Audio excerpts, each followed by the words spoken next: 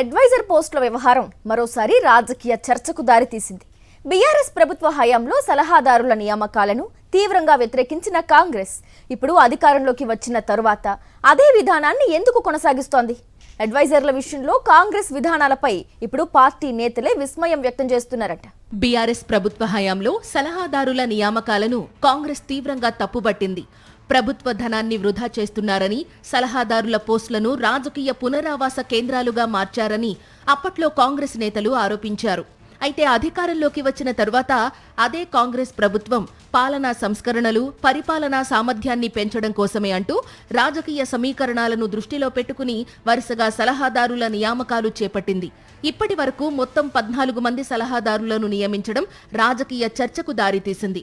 BRS హయాంలో పనిచేసిన సలహాదారులను తొలగించి వారి స్థానాల్లో కాంగ్రెస్ ప్రభుత్వం కొత్త బృందాన్ని ఏర్పాటు చేసింది. ప్రస్తుతం నియమితులైన వారిలో సీఎంకు ప్రజా వ్యవహారాల సలహాదారుగా Vem Narender Reddy, SC, ST, BC, మైనారిటీల సంక్షేమ సలహాదారుగా మహమ్మద్ అలీ షబ్బీర్, ప్రభుత్వ ప్రజా వ్యవహారాల సలహాదారుగా కె కేశవరావు, బీసీ సంక్షేమ సలహాదారుగా వి హనుమంతరావు, సంక్షేమ అభివృద్ధి పథకాల అమలు సలహాదారుగా P Sudarshan Reddy, protocol public relations సలహాదారుగా హర్కర వేణుగోపాలరావు, క్రీడా వ్యవహారాల సలహాదారుగా ఏపీ జితేందర్ రెడ్డి, వ్యవసాయ సలహాదారుగా పోచారం శ్రీనివాస్ రెడ్డి, ఢిల్లీలో తెలంగాణ ప్రభుత్వ ప్రత్యేక ప్రతినిధిగా డాక్టర్ మల్లు రవికి బాధ్యతలు అప్పగించింది ప్రభుత్వం.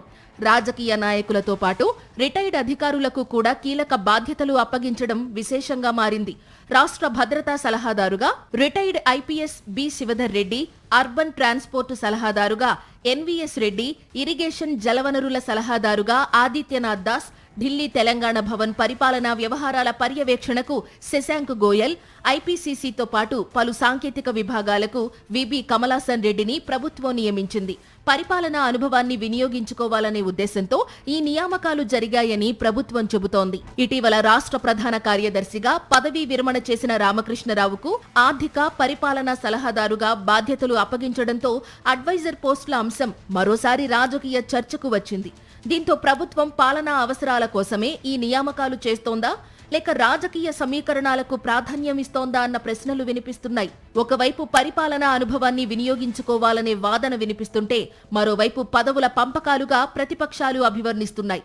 మరోవైపు కాంగ్రెస్ ప్రభుత్వం అధికారంలోకి వచ్చిన వెంటనే బీఆర్ఎస్ ప్రభుత్వ కాలంలో సలహాదారులుగా పనిచేసిన మాజీ సీఎస్ సోమేష్ కుమార్, రాజీవ్ శర్మ, అనురాగ్ శర్మ, ఏకే ఖాన్ సహా మొత్తం 7గురిని తప్పించి కొత్త బృందానికి అవకాశం కల్పించింది.